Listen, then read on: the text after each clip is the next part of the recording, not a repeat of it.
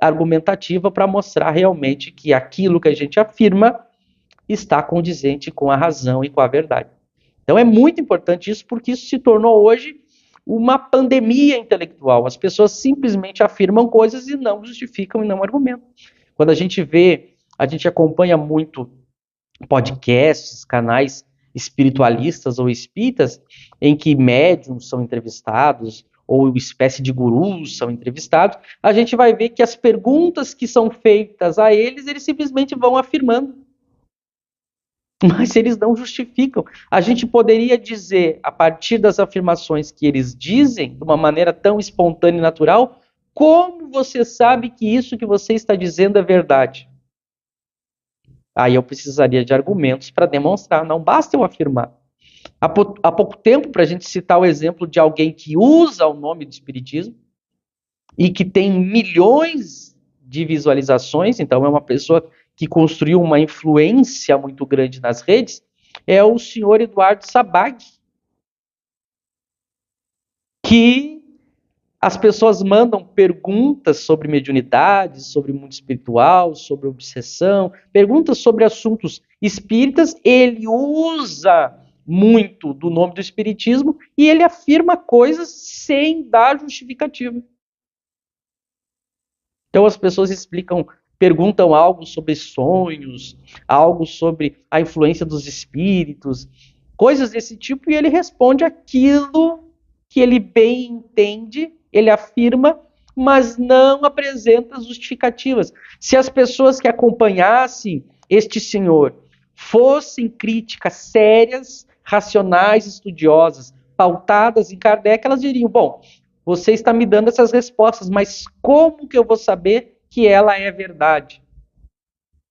Não basta simplesmente eu acreditar na boa intenção de quem está falando. Esse senhor pode estar com total boa intenção, falando de boa fé as coisas que está falando.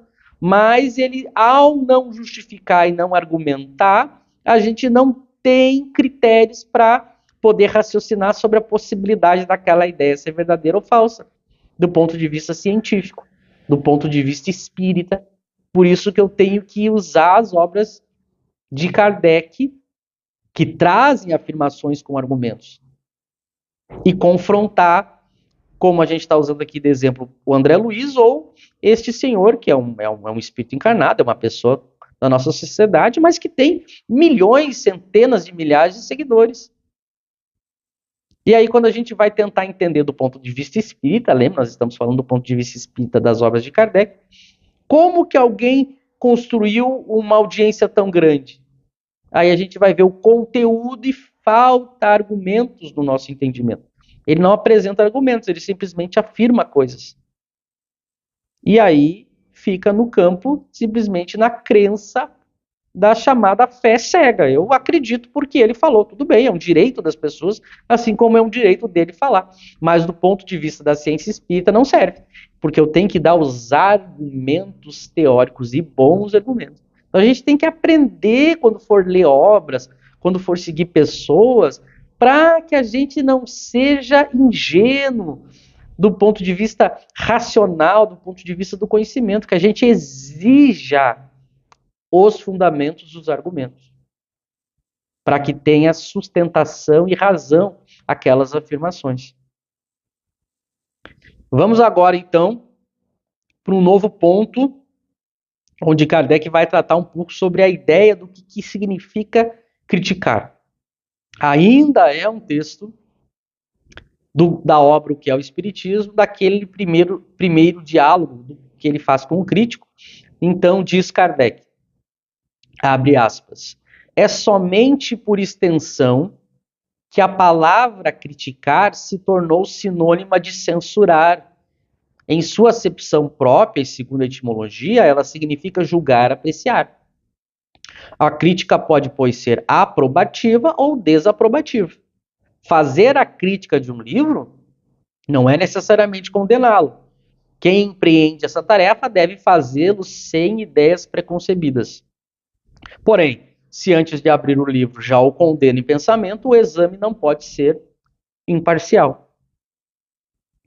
Então, notem aqui, ele lembra algo muito importante, Hoje, quando se fala em criticar uma obra, as pessoas já associam a dizer, bom, eu vou falar mal dessa obra ou eu vou falar contrariando essa obra, dizendo que eu não a aprovo, que eu não concordo com ela.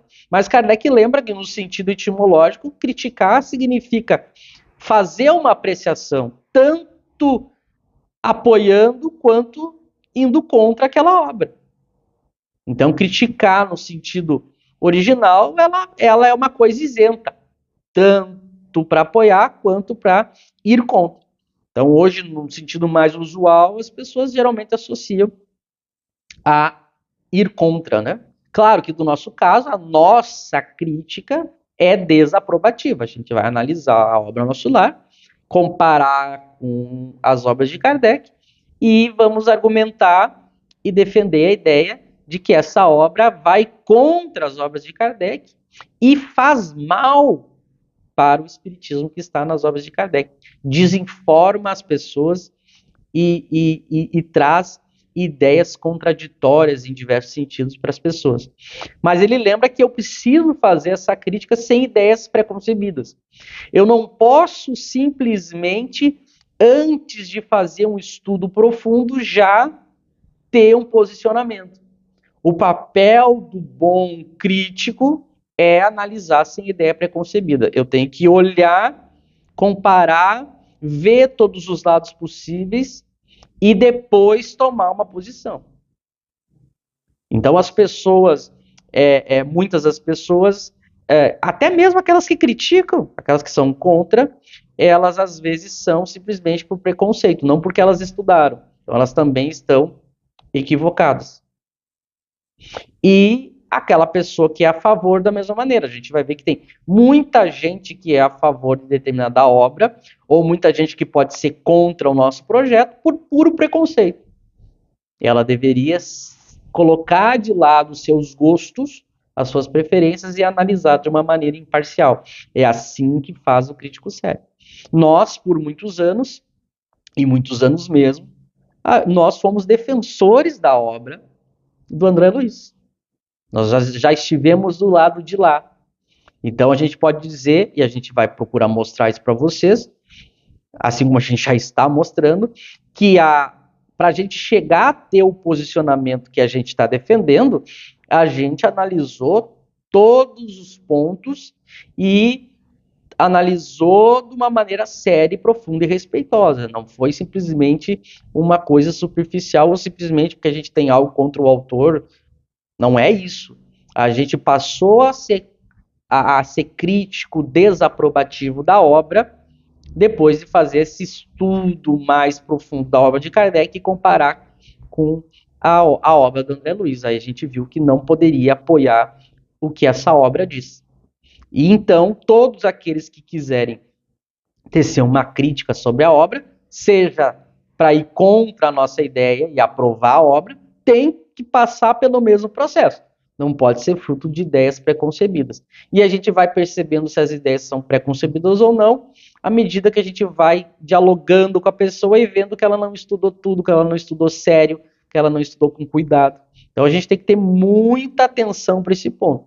Você que está me assistindo, quando você for tecer uma opinião, escolher um lado sobre determinada questão, você tem que ter uma seriedade naquilo que você está fazendo, senão não tem valor o que você está fazendo. Você está mentindo para si mesmo, tomando partido sem analisar a questão a fundo, olhando os dois lados ou os lados que estiverem em questão. Vamos agora ver, para finalizar esse nosso estudo de hoje, mais um trecho que a gente julga talvez um dos mais importantes sobre essa questão da crítica que nós estamos estudando, que Kardec coloca também na obra, o que é o Espiritismo. Vejam como essa obra é importantíssima. Também no mesmo diálogo com o crítico. Diz Kardec, abre aspas, se um pintor, por exemplo, pinta em seu quadro um cavalo branco, não faltará quem diga que essa cor faz aí mau efeito, que a cor negra conviria mais, e nisto não se comete erro. Cometer-se-á, porém,